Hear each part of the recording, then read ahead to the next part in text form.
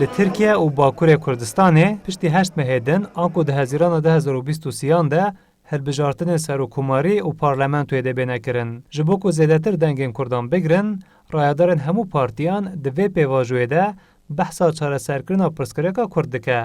Li gorî nirxandina akademîsyenan divê Kurd zêdetir giringiyê bidin hilbijartinên parlamentoyê. Da ku li ser amadekirina yasayên nû bandora Kurdan hebe. Damam dîroka pêvajoyên aştiyê binêrin, yani hemû reformên ku hatine kirin di pêvajoyên aştiyê de hatine kirin.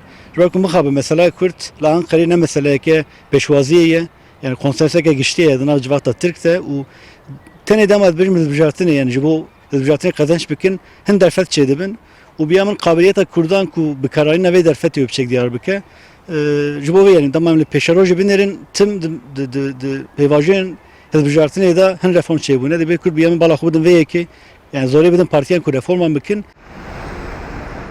Li gorî nirxandina akademîsyan û şîrovekarên siyasî ji bo Kurdên ku di nava partiyên merkezî yên wekî AK Parti û CHP de cih digirin, meseleya Kurd ne meseleyeke sereke ye. Ji birî van Kurdan divê Kurdên din bala xwe bidin berjewendiyên xwe yên neteweyî û li gorî vê yekê di hilbijartinan de pozisyonekê bigirin.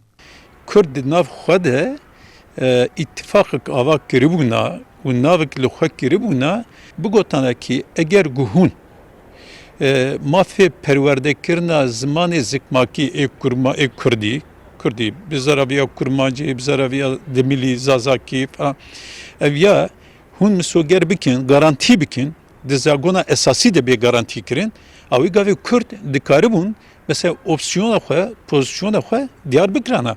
Yani veya mümkün e vê hilbijartinê de li ser em bêjin daxwazî ke wisa têkevin nava bazar kê.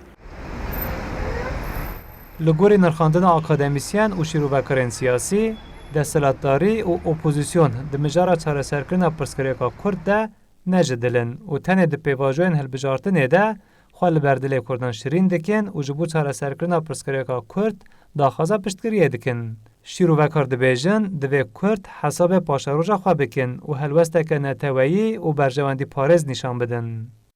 Hesen Kako, Kurdistan 24, Diyarbekir.